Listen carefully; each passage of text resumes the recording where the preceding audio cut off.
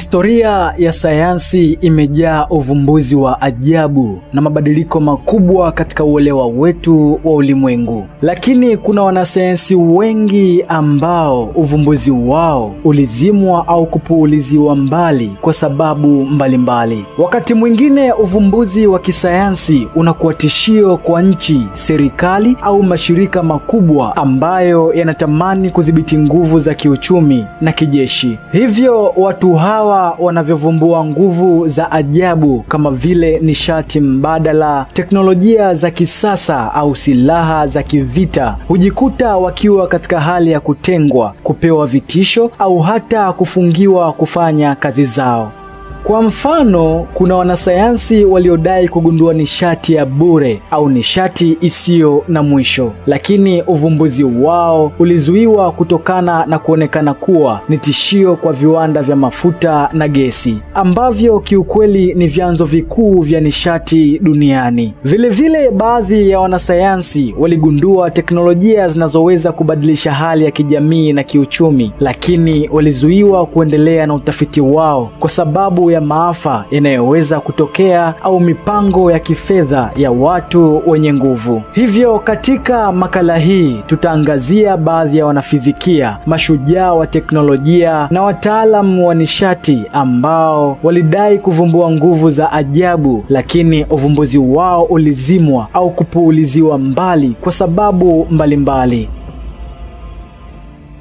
Mwanasayansi wa kwanza ni Nikola Tesla, ambaye aligundua teknolojia ya umeme wa bure. Nikola Tesla ni mmoja wa wanasayansi maarufu zaidi katika historia. Alidai kugundua njia ya kuzalisha umeme wa bure kupitia kifaa alichokiita Tesla Coil. Tesla aliamini kuwa aligundua mfumo wa usambazaji wa nguvu za umeme bila waya ambao ungeweza kupeleka umeme wa bure kwa dunia nzima. Tesla alikabiliana na upinzani kutoka kwa jamii ya biashara na serikali ambazo ziliona uvumbuzi huu ni kama tishio kwa maslahi yao ya kifedha. Andrew Carnegie pamoja na JP Morgan, ambao walikuwa na ushawishi mkubwa katika sekta ya nishati, waliona kuwa Tesla huenda angedidimiza mapato yao kutoka kwa njia za kawaida za uzalishaji wa nishati. Baada ya kufilisika kifedha, miradi ya Tesla kama vile Wardenclyffe Tower ambayo ilikusudia kutumia nishati duniani bila waya, mradi huu ulisitishwa na uvumbuzi wake ulizimwa kabisa. Wengi wanaamini kuwa Tesla alikuwa akielekea kugundua teknolojia ya nishati isiyo na kikomo, lakini hakuwa na rasilimali za kifedha wala msaada kutoka kwa watu wenye nguvu. Teknolojia hii ilifichwa kwa sababu za kibiashara na kisiasa, na baadhi ya watu wanaamini kuwa teknolojia za umeme wa bure zinachukuliwa kama uvumbuzi wa ajabu zaidi uliofichwa ili kulinda maslahi ya taasisi kubwa za kibiashara.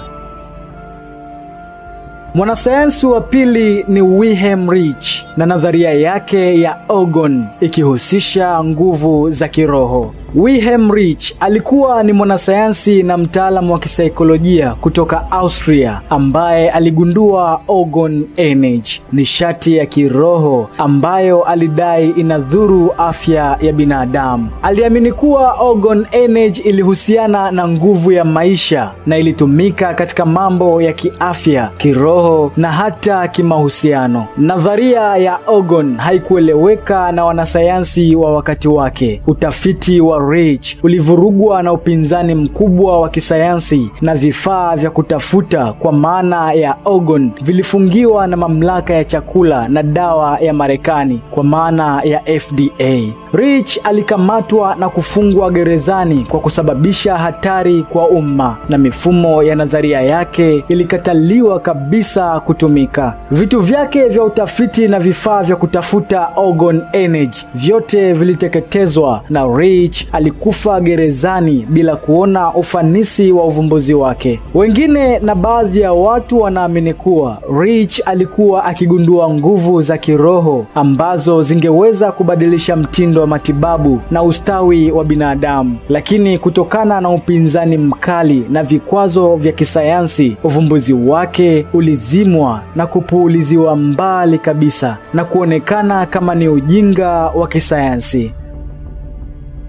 Mwanasayansi wa tatu ni John Hudson na uvumbuzi wake wa Hudson effect. John Hudson ni mtaalamu wa umeme na sayansi ambaye alijulikana kwa kugundua Hudson effect, teknolojia ambayo inahusisha mabadiliko ya ajabu kwenye vitu kadhaa kama vile levitation, kufanya vitu kuruka hewani, mabadiliko ya uzito na mabadiliko ya uharibifu wa vitu bila kuguswa. Aliweza kufanya vitu kama vile metali kuruka hewani bila kutumia nguvu ya nje, hali ambayo haikuweza kuwa na maelezo ya kawaida. Pia aliweza kubadilisha uzito wa vitu kwa kutumia mzunguko maalum wa mawimbi ya umeme na radi ya masafa ya juu. Hii ilionyesha kwamba baadhi ya vitu vinaweza kupunguza uzito wao au kubadilika kimwili bila kuguswa na mikono. Pia Hudson alionyesha mabadiliko ya ajabu ya miundo ya kemikali kama vile chuma kupasuka au kuunguzwa bila kuguswa moja kwa moja na chanzo cha joto.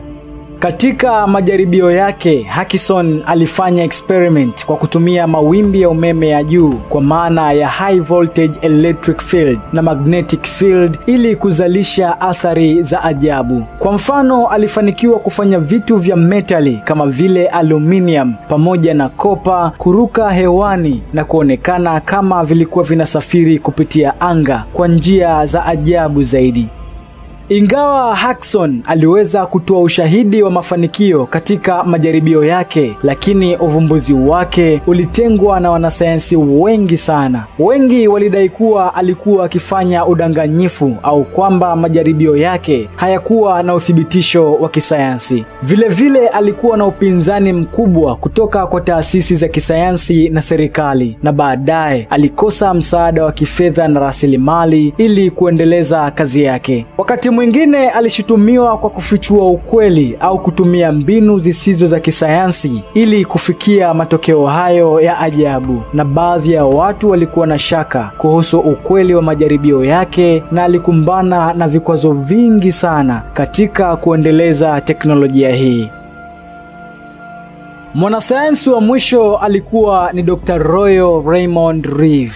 Huyu aligundua mashine ya kutibu saratani. Dr. Royal Raymond Reeve alikuwa ni mtaalamu wa biolojia na mhandisi ambaye alidai kugundua teknolojia ya mazungumzo ya mawimbi ya mionzi ambayo ingeweza kutibu saratani na magonjwa mengine ya kuua. Reeve alitengeneza Reeve machine, kifaa kilichokuwa na uwezo wa kutumia mawimbi ya mionzi kwa ajili ya kuponya saratani. Wanasayansi wengi walikataa uvumbuzi wa Reeve, wakidai kuwa teknolojia yake ilikuwa haina msingi wa kisayansi. Shirika la chakula la dawa la Marekani FDA lilivunja kifaa chake na kuzima uchunguzi wa Reeve machine kwa sababu ya upinzani mkubwa wa kisheria na kukosa ushahidi wa kutosha wa kimatibabu. Baada ya utafiti wake kuzuiwa, Dr. Reeve alikabiliwa na ushiriki mdogo katika jamii ya kisayansi na teknolojia yake iliishia kutumika kwa siri sana na wanasayansi wengine waliogundua ufanisi wa mashine yake kwa magonjwa mengine.